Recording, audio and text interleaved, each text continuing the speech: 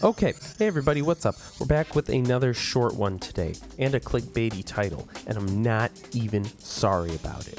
So, what I want to tell you about today is how to save a sound. And you know what? I think that sounds kind of ridiculous, but hold in there with me and, buckle up. All right, so when I first got my Digitakt, I was just like floored. And I just, new piece of gear, and you run in and you're having all sorts of fun. You're making all sorts of weird stuff. And before I knew it, I had, 3 different projects with like 40 different patterns, some were completed songs, none of them were named. And then, once I felt like I had learned the device and I was ready to really go in with a more, clear and defined objective, I wanted to take some of that stuff that I had, learned and been experimenting with and bring it with me into, a better, a zone that I could make it into something actually good and reasonable.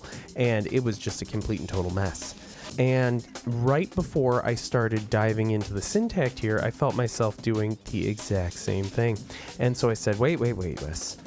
How do you save a sound? How do we, save some of our early explorations and, make them so that we can do other things with them? So you'll notice here, look at this. Look at all these things have nice little names on them, and your patterns have names, so let's go over it. It's super duper easy, and it's a good thing to do. You should do this first. So if you hit function and then spin this knob, you are on the sound browser, and you can now hit function and yes.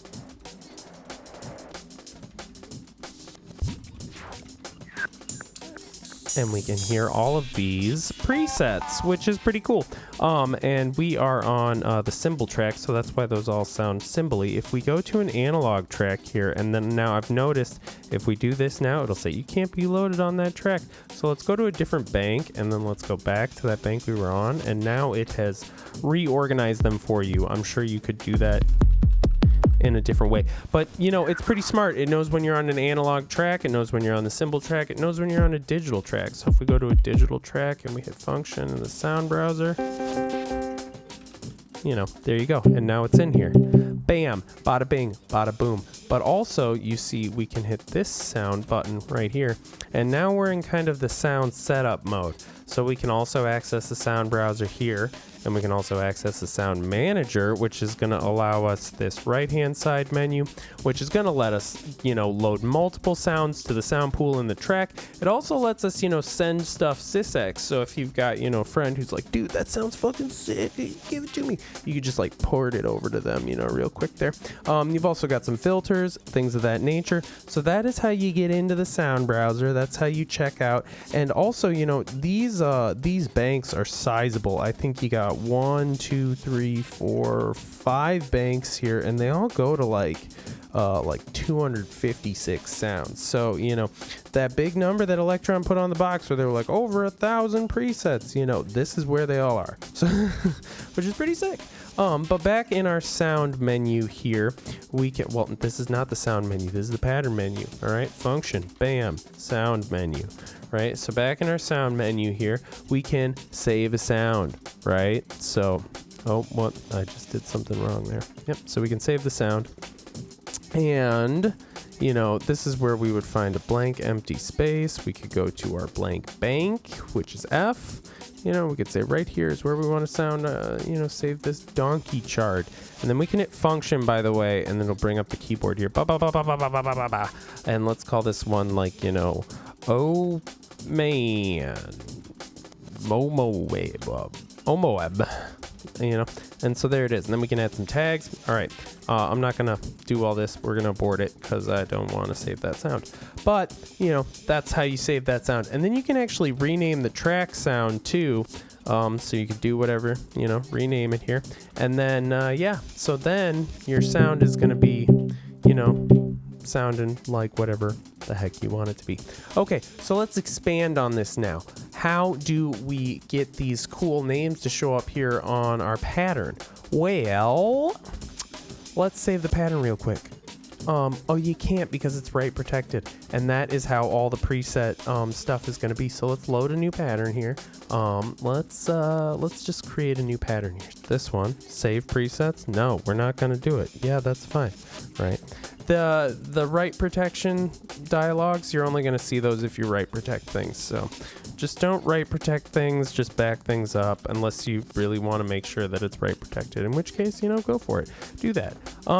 But this is what a normal pattern is going to look like. It's going to say untitled up there. So if we go to this, which is the pattern thing, we can now, oopsie daisy, we can go and rename our pattern. So let's hold function and double click no, and then let's hold function and call this Parson parts. Nope. Oh, dang it. All right. So let's try this again. Let's learn very well. Okay, so we're gonna just do this, and then we're gonna name this one P-A-B Sturb. Yes, all right, and then there it is right up there. And now we know that this pattern is that one. And if we go to this one, it's that one. But this one is Pababerst, and it's saved, right? And we can now, save the project, and it's gonna do that. Saved. Bada bing, bada boom. So now we know how to save sounds. We know how to check out the sound browser. We know how to rename our patterns, and we know how to keep this guy clean. Get one of these little synth brushes here, I guess, but we've just learned a whole bunch of other stuff, and just keep that in the back of your mind when you dive into this device and you're having fun, you're making weird sounds, and your fingers and your brain are just moving so fast, and you're just like crazy inspired, and you're making all sorts of cool stuff.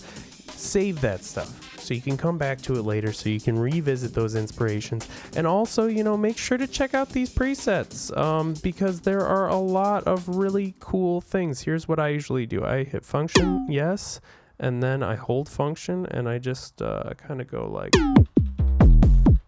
oh yeah, oh my gosh.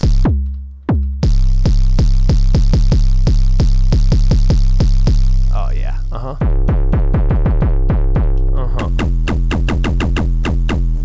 You see what I'm like? There's a lot of good sounds in here, and this is all just inspiration. All right, cool. Let's go to this bank, right? Oh, that was a good one. Oh yeah, dude, nothing but good stuff here. And the Toe Jam cassette base.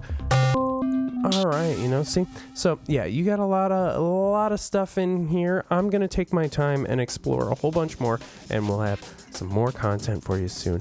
And in the meantime, have fun, get outside, go support small businesses, and yeah, whatever. Cool. Thanks everybody for tuning in. Feeling a little under the weather today, so this one's a little shorter, a little bit lower energy, less editing. I'm trying to do more cool editing stuff and fun things to make these videos more engaging. So that might take a little bit of time up top, but I'll get better at it, and things will get quicker, and I need a new mat. Look at that. All right, well, have a good one, and we'll see you next time.